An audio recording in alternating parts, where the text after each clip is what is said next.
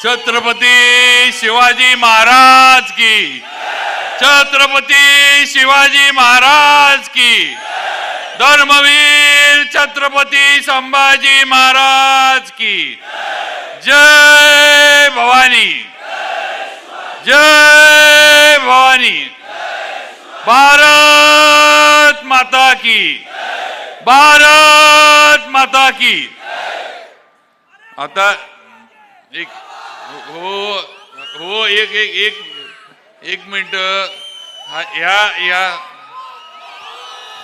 या ह्या सगळ्या कोपऱ्या, हा सगळा जो कोपरा आहे सगळ्यांना आय लव्ह यू आहे माझ्याकडनं, पण सगळ्यांनी आता भाषण होतोपर्यंत सगळ्यांनी शांत बसायचं आणि थोडा अरे तुम्ही ह्या कोपऱ्यात या ना। कसं आहे एक लक्षात घ्या बघा, असं एका आता एका वेळेला असं दोन दोन ठिकाणी प्रेम कसं करता येतं, नाही करता नाही ना। पत्रकार बंधूंनो चेष्टा झाली आहे, नाही तर काय तर माझी निवडणुकीच्या तोंडावर बातमी कराल, माझं होत्याचं नव्हतं कराल का। तर आज सातारा जावळी विधानसभा मतदारसंघाच्या प्रचाराची ही सांगता सभा आज साताऱ्यामध्ये गांधी मैदानावर या ऐतिहासिक इथं पार पडतीये। आपल्याला मार्गदर्शन करायला आपले खासदार श्रीमंत छत्रपती उदयनराजे भोसले आज इथं उपस्थित आहेत। त्याचबरोबर RPI आठवले गटाचे अध्यक्ष मान्य आपले अशोक बापू गायकवाड इथं उपस्थित आहेत। भारतीय जनता पार्टीचे आमचे अध्यक्ष आणि माझे मित्र मान्य धैर्यशील दादा कदम हे आज उपस्थित आहेत। त्याचबरोबर शिवसेना एकनाथ शिंदे गटाचे जिल्हा अध्यक्ष मान्य चंद्रकांतजी जाधव, संपर्क प्रमुख एकनाथजी ओंबळे, त्याचबरोबर राष्ट्रवादी अजितदादा गटाचे अध्यक्ष माणिकराव सोनवलकर, मधुकरराव जाधव रयत क्रांती जिल्हा अध्यक्ष, त्याचबरोबर युवराज कांबळे, सुनील तात्या काटकर, DG बनकर, निलेश मोरे शिवसेनेचे शहर अध्यक्ष, महाराष्ट्र प्रदेश सेवा दलाचे अध्यक्ष राजेंद्र लवंगारे, भारतीय जनता पार्टीचे आमचे मार्गदर्शक मान्य दत्ताजीराव थोरात, जावळी तालुक्याचे आमचे मार्गदर्शक आणि तालुक्याचे आमचे नेते मान्य वसंतराव भाऊ मानकुमरे, मान्य सौरभ बाबा शिंदे, मान्य जयदीपजी शिंदे, मान्य रांजणे साहेब, त्याचबरोबर सर्व जिथं मेड्याचे पण आमचे पांडुरंग बापू, कांतीबाई, शिवाजीराव देशमुख, संतोष वारागडे, दत्ता वारागडे, अनिल शिंदे, सगळे आज प्रमुख मंडळी मेड्याची आज सगळी तालुक्यातनं इथं आलीत। त्याचबरोबर आपले भारतीय जनता पार्टी महिला मोर्चाच्या अध्यक्षा जिल्ह्याच्या सुरभीताई भोसले, त्याचबरोबर सुवर्णताई पाटील आपल्या महिला मोर्चाच्या अध्यक्षा, त्याचबरोबर जिल्हा बँकेच्या संचालिका कांचनताई साळुंके, त्याचप्रमाणे सचिनजी मोहिते जे माझ्याबरोबर आज ताकदीनं उभे आहेत, त्यांचं पण मी इथं स्वागत करतो।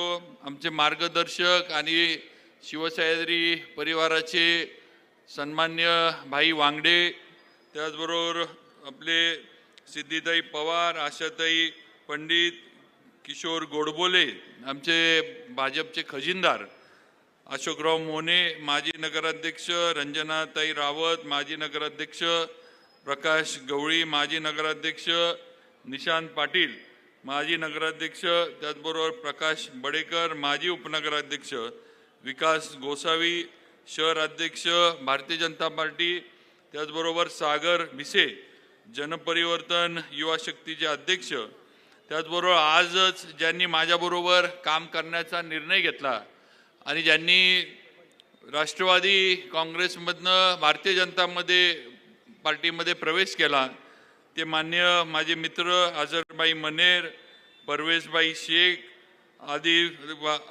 आदिलबाई बागवान, त्याचप्रमाणे हाजी नदाब, संतोष मोरे, आणि सर्वच गोसावी समाजाचे भोपाल घाडगे, अरुण बापू जवळ, आमचे मेड्याच्या नगरसेविका पुष्पाताई तांबोळी, शिवसेनेच्या आज इम्रान अत्तार, राष्ट्रवादी काँग्रेसचे मेड्याचे शहर अध्यक्ष, सर्व माझ्या सहकाऱ्यांनी माझ्याबरोबर काम करण्याचा निर्णय घेतला, भारतीय जनता पार्टीमध्ये प्रवेश केला, मला पाठिंबा दिला.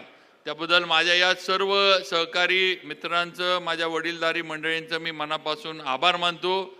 आपल्या पाठिंब्यामुळं माझा विजय हा पक्का झालेला आहे, हे या निमित्तानं मला आपल्याला सांगायचं आहे.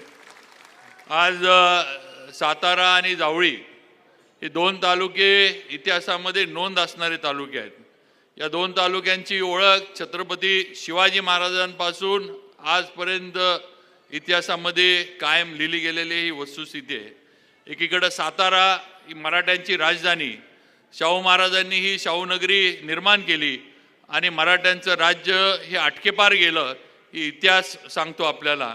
दुसरीकडं प्रतापगडवरचा इतिहास हा जावळी तालुक्याचा इतिहास आहे. छत्रपती शिवाजी महाराजांच्या पराक्रमाचा इतिहास हा प्रतापगडाच्या पायथ्यावर घडला आणि जावळी तालुका त्या इतिहासामुळं इतिहासामध्ये जावळी तालुक्याची नोंद झाली.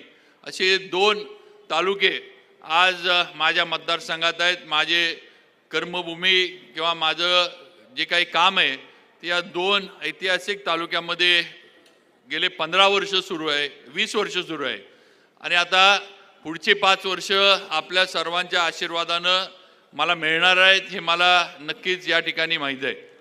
आणि म्हणून या इतिहासामध्ये ऐतिहासिक तालुक्यांमध्ये काम करत असताना माझी जबाबदारी नक्की मोठी आहे.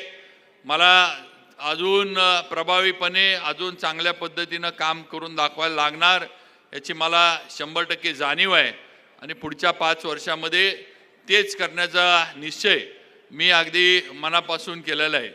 आज इथं आपण सगळे या सांगता सभेला एवढ्या मोठ्या संख्येनं उपस्थित आहात. सातारा तालुक्यातील प्रामुख्यानं सर्व मंडळी आणि सातारा शहरातील सर्व वडीलधारी तरुण मित्र माझे मोठ्या संख्येवर आलेत आणि सगळ्यात महत्त्वाचं म्हणजे सगळ्या माझ्या लाडक्या बहिणी इथं आलेल्या आहेत. हे लाडक्या बहिणींकडे बघितल्यानंतर मला एक लक्षात येतं की बहिणी जरी एकट्या आल्या असल्या तरी घरातली 4 मतं त्या घेऊन आलेल्या आहेत. त्या घरातल्या मतांना काय सुट्टी त्या देणार नाही हे आम्हाला माहीत आहे. त्यामुळं माझ्या विजयाच्या शिल्पकार या सगळ्या माझ्या लाडक्या बहिणी असणार आहेत, हे 100% मला आणि महायुतीच्या सर्व कार्यकर्त्यांना ह्याची जाणीव आहे. त्यामुळे आपण आला, आपलं मनापासून स्वागत करतो. बंधू भगिनींनो, खरं म्हणजे तुम्हाला माहीत आहे की या तालुक्याला आणि या जिल्ह्याला सुद्धा वारसा आहे. छत्रपतींचा वारसा आहे, समर्थांचा वारसा आहे, भारतरत्न डॉक्टर बाबासाहेब आंबेडकरांचा वारसा आहे. आज या राजवाड्याच्या पुढं आपण इथं गांधी मैदानावर आहे, ही प्रतापसिंह हायस्कूल, या ठिकाणी डॉक्टर बाबासाहेब आंबेडकरांनी शिक्षण घेतलेलं आहे, हे तुम्हाला आम्हाला सगळ्यांना माहीत असलं पाहिजे. आणि म्हणून आज एवढा वारसा असणारा आपला तालुका, आपला जिल्हा, आपला जावळी तालुका आज आपण सगळेजण या जिल्ह्यामध्ये आपण राहतो, याचा अभिमान तुम्हाला मला सगळ्यांना आहे. चव्हाण साहेब असतील, कर्मवीर अण्णा असतील, अशी अनेक मंडळी झाली. नंतरच्या काळामध्ये माझ्या आजी राजमाता सुमित्राराजे भोसले असतील, कैलासवासी श्रीमंत छत्रपती प्रतापसिंह महाराज असतील, कैलासवासी अभयसिंह महाराज असतील, या सर्वांनी आम्हाला घरातल्यांना, आम्हाला कुटुंबातल्यांना वारसा घालून दिला आहे. त्यामुळे या वारसा जतन करण्याचं काम हे आम्हाला सगळ्यांना करायला लागतं. हा वारसा जो आहे, आपण लक्षात ठेवा की हा सत्तेसाठी वारसा नाही आहे, हा जनसेवेचा वारसा आहे, हे महत्त्वाचं आहे. आज आपण ज्या घराण्यातनं येतो, या घराण्यातनं पिढ्यानपिढ्या सर्वसामान्य लोकांना आधार देण्याचं काम केलं, सर्वसामान्य लोकांच्या मागं उभं राहण्याचं काम केलं. छत्रपती शिवाजी महाराजांनी स्वराज्य स्थापन केलं आणि हे स्वराज्य सर्वसामान्यांच्या मावळ्यांच्या ताकदीवर स्थापन केलं. त्यामुळे तिथून हा वारसा या घराण्याचा चालत आला आहे आणि आजपर्यंत तो चालू ठेवण्याचा प्रयत्न आम्ही सर्वजण करतोय. आज मी असेल, उदयनराजे असतील, आम्ही सुद्धा काम करत असताना आमच्या पूर्वजांचं जे काही सगळं काम आहे, जे काही त्यांनी केलंय ते बघून आम्ही दोघं पण काम करत असतो, हे आपल्याला या निमित्तानं मला सांगायचं आहे. आणि मला खात्री आहे की पुढच्या 5 वर्षामध्ये नक्कीच आत्तापर्यंत सातारा जसा इतिहासात नोंद होता तसं आता या साताऱ्याचं, म्हणजे सातारा म्हणजे नुसता आपला सातारा शहर किंवा तालुका नाही, तर या सातारा जिल्ह्याची आता नवी वाटचाल सुरू झाली आहे, हे लक्षात ठेवा. या ठिकाणी उदयनराजे केंद्रात गेले, मला आता आपण राज्यात परत पाठवणार आहे आमदार म्हणून, आणि 100% या सातारा जिल्ह्यामध्ये महायुतीचे उमेदवार हे मोठ्या मताधिक्यानं विजयी होणार आहेत. आणि महायुतीचा बालेकिल्ला, भाजपचा आणि महायुतीचा बालेकिल्ला म्हणून हा सातारा जिल्हा नावारूपाला येणार आहे. त्यामुळे आपल्या जिल्ह्याची प्रगती आता कोणी थांबवू शकत नाही, आपल्याला कोणी अडवू शकत नाही. हा खऱ्या अर्थानं आता आपल्या प्रगतीचा रथ जो आहे तो आता भारतीय जनता पार्टीच्या नेतृत्वाखाली आणि आपले खासदार उदयनराजे असतील, सर्व माझे जिल्ह्यातील सहकारी असतील, भारतीय जनता पार्टीचे घटक पक्षांचे सगळ्यांच्या माध्यमातून आपण आता सातारा जिल्ह्याची घोडदौड ही सुरू केलेली आहे. आता मागं वळून बघणे नाही, आता फक्त या जिल्ह्याचा विकास, या सातारा शहराचा विकास आणि या साताऱ्याची जावळीची प्रगती हे झालं पाहिजे. एवढाच निश्चय इथून पुढे 5 वर्ष मनामध्ये ठेवून आपल्याला काम करायचंय आणि हे करून दाखवणार हा शब्द आज या गांधी मैदानावर आपल्याला सर्वांना मी देऊ इच्छितो. त्यामुळं आपण सर्वांनी जो विश्वास माझ्यावर दाखवलाय तो 100% कामाच्या माध्यमातून येणाऱ्या 5 वर्षात परत एकदा आपल्याला सिद्ध करून दाखवीन की आपण योग्य माणसावर विश्वास टाकला, योग्य उमेदवाराला आपण निवडलं आणि मला मुंबईला पाठवलं. मला मगाशी अशोक बापू म्हटले की तुम्ही मंत्री झाल्यावर आम्हाला वेळ द्या. बापू, मंत्रीपद हे माझ्या दृष्टीनं फार काही महत्त्वाचा विषय नाही. आमदार असताना पण मी मंत्र्यांनी एवढी कामं केलीत आणि जर संधी मिळाली तर त्याच्या पुढे जाईन. त्यामुळं मंत्रीपद हा म्हणजे हे तुमचं माझ्याबद्दलचं प्रेम आहे की बाबा तिथं जावेत, बसावेत. पण बापू तुम्ही कधीही या, कधी मला सांगा, हाताला धरून तुम्ही कामं करून घेऊ शकता. तुमच्यापेक्षा वयानं मी लहान आहे, त्यामुळे तुम्ही कधीही मला सांगू शकता की आम्हाला हे करायचे, किंवा RPI किंवा आमच्या दुसरे पण सगळे मित्रपक्ष आहेत, या सगळ्यांचा अधिकार आहे माझ्यावर. आज माझ्या या विजयामध्ये तुमच्या सगळ्यांचं योगदान, हे सिंहाचा वाटा सगळ्यांचाच आहे, हे लक्षात ठेवा. यामध्ये शिवेंद्रराजे ही फक्त निमित्त आहे, मी फक्त एक माणूस आहे, एक व्यक्ती आहे. ताकद माझ्या मागं जी आहे ती तुमची सगळ्यांची आणि स्टेजवर बसलेल्यांची ताकद आहे. माझी एकट्याची ताकद मर्यादित आहे, पण तुम्ही माझ्या मागं उभं राहिलाय, तुम्ही माझ्यावर विश्वास ठेवलाय आणि पुढे जाण्याचा आदेश हा तुमच्या माध्यमातून मला मिळाला आहे. त्यामुळे माझी ताकद आहे, हे आपण सगळ्यांनी लक्षात ठेवावं. त्यामुळे नक्कीच आपल्या सर्वांना केंद्रबिंदू मानून मी काम करत राहीन. माझे सर्व घटक पक्षातील इथं असणारे नेते, कार्यकर्ते या सगळ्यांना माझा शब्द आहे की आपण एवढ्या दिलदारपणे मला निवडून देण्यासाठी सगळं जे काही आटोनात प्रयत्न आपण करताय त्याबद्दल आपले मनापासून आभार. आणि पुढं सुद्धा आपल्याबरोबर मी कायम आहे, एवढं माझ्या मित्रपक्षातल्या सर्वांनी लक्षात ठेवावं. कुठेही मी तुमच्यासाठी पण कमी पडणार नाही, हा शब्द या निमित्तानं आपल्याला मी देऊ इच्छितो.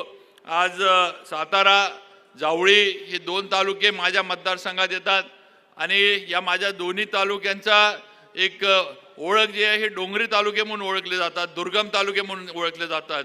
गेल्या 10-15 वर्षामध्ये जेव्हापासून मी आमदार झालो तेव्हापासून माझं एकच लक्ष होतं की माझ्या तालुक्यामधले प्रत्येक गावात, वाडी वस्तीपर्यंत डांबरी रस्ता पोहोचला पाहिजे. आणि मी ते करून दाखवलं, हे इथं अगदी ठामपणे उभं राहून मी बोलू शकतो.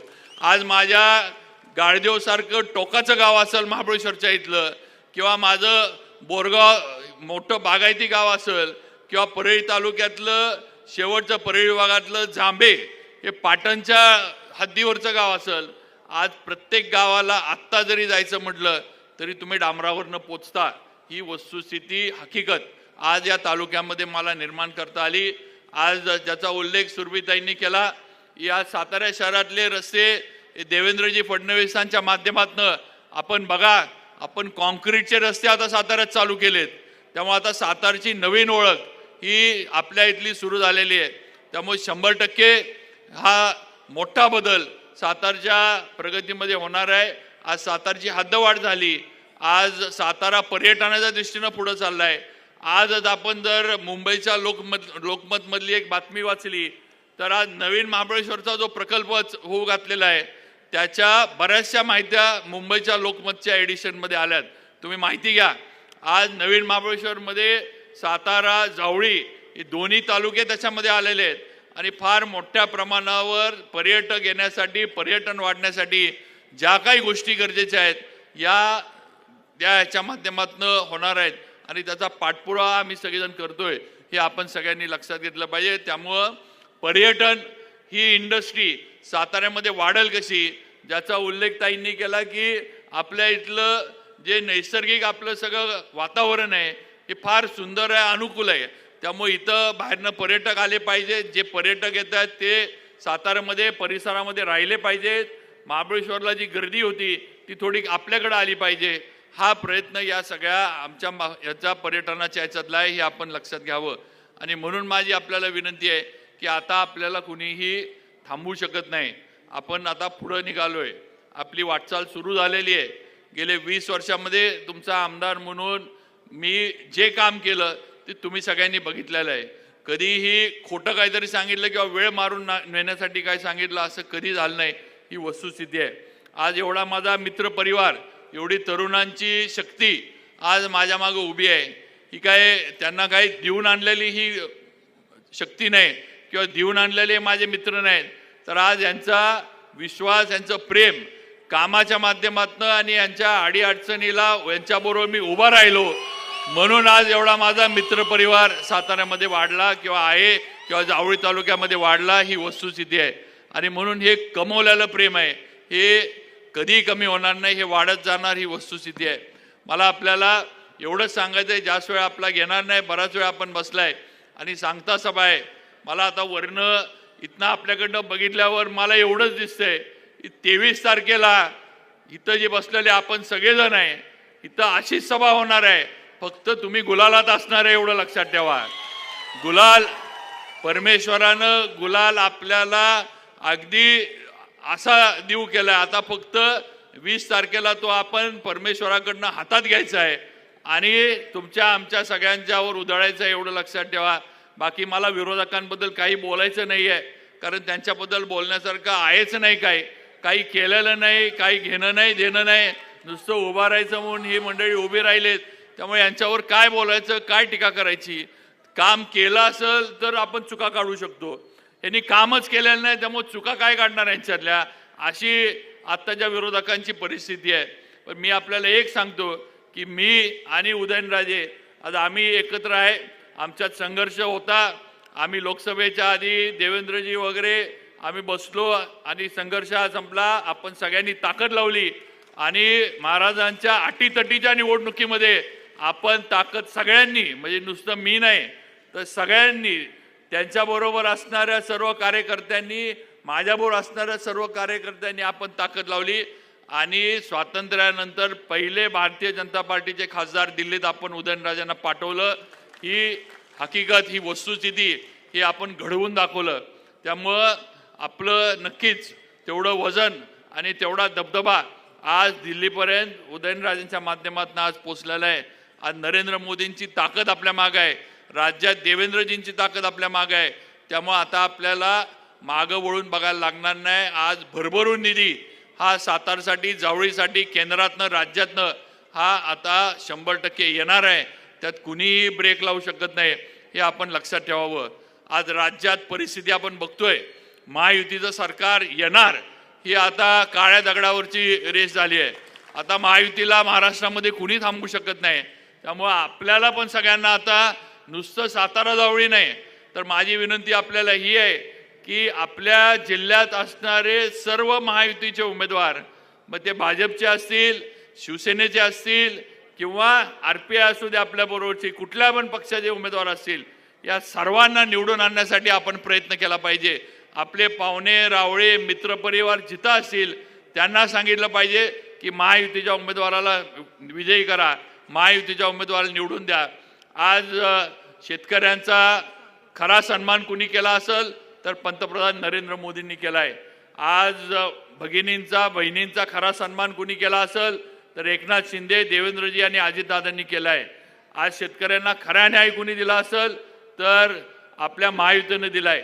सगळं तुम्ही बघा, आज गरिबांना कुणी मदतीचा हात दिला असेल तर आपल्या भारतीय जनता पार्टी, नरेंद्र मोदी आणि महायुतीने दिला, ही वस्तुस्थिती आहे। आपल्याला शेतकरी सन्मान योजनेचा पैसा मिळतो, आपल्याला मोदीजींच्या माध्यमातून मुद्रा लोन मिळतात, आज आपल्याला मोफत धान्य केंद्र सरकारच्या माध्यमातून, मोदीजींच्या माध्यमातून मिळतंय। आज राज्यामध्ये आपल्याला लाडकी बहीण योजना या आपल्या तिन्ही भावांनी दिली। आज लाईट बिल आपली माफ करून दिली। आज 7.5 HP पर्यंतची सगळी शेतकऱ्यांची लाईट बिल ही थकबाकी सकट माफ केली।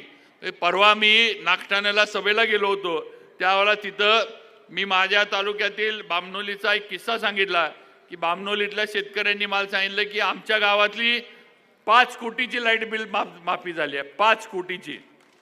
मी म्हटलं बामनोली तसं नागठाण्यापेक्षा छोटं गाव आहे, म्हटलं नागठाण्याचा आकडा किती असेल मला माहीत नाही। त्यावेळेला माझे तिथले जे उमेदवार भाजपचे आपले आहेत मनोजदादा म्हणले की नागठाण्यामध्ये 20 कोटीची माफी राज्य सरकारकडनं लाईट बिलाची मिळाली आहे। ह्या रकमा छोट्या नाही आहेत, हे शेतकऱ्याला खऱ्या अर्थानं त्याच्या पायावर उभा करण्याचा निर्णय महायुती सरकारनं आणि देवेंद्र फडणवीसांनी घेतला, हे लक्षात ठेवा। आणि म्हणून माझी आता विनंती आहे की ज्यांनी दिलंय त्यांच्या मागे उभा राहण्याची वेळ आली आहे। आपण वेगळ्या भावनेच्या याच्यामध्ये जाऊन कोणतर काहीतरी भावनेला हात घालतंय म्हणून आपलं नुकसान करून घेणार आहे। राज्याची प्रगती जर आपल्याला करायची असेल तर राज्यामधलं आणि केंद्रामधलं सरकार हे एका विचाराचं असलं पाहिजे, हे आपण सगळ्यांनी लक्षात ठेवलं पाहिजे।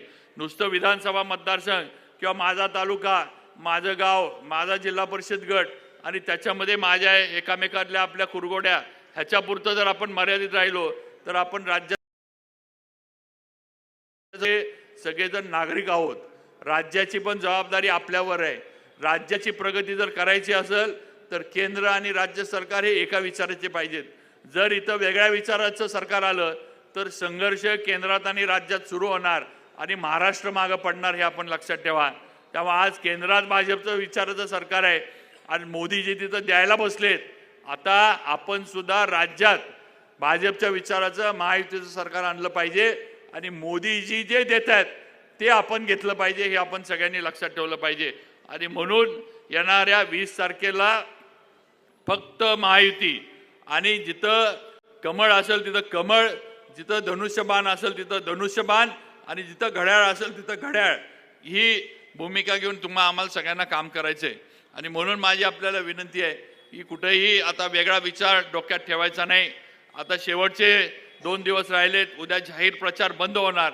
आता गावोगावी ज्यावेळेला तुम्ही जाल त्यावेळेला गावात जाऊन उद्यापासून बैठका घेणं आणि गावामध्ये सगळ्यांना एकत्र घेऊन सांगणं की आपल्याला महायुतीच्या मागे जायचंय आणि त्याप्रमाणे 20 तारखेला मतदान करून घेणं, हे काम आता आपल्याला करायचंय। आता वातावरण सगळं आपल्या बाजूने आहे, लोक आपल्या बाजूने आहेत, मतदार आपल्या बाजूने आहेत, भगिनी आपल्या बाजूने आहेत, वडीलधाऱ्यांचा आशीर्वाद आपल्याला आहे, तरुणांची शक्ती आपल्या बाजूने आहे। आता हे सगळं जे आहे हे पोलिंग बूथपर्यंत आणणं आणि त्या मशीनमध्ये उतरवणं, हे काम आम्हाला सर्वांना आता करायचं, हे लक्षात ठेवा। कारण सगळं चांगलं असताना मताच्या टक्केवारीला जर आपण कमी पडलो तर मग नुसतं बोलून आणि सांगून काय होणार नाही।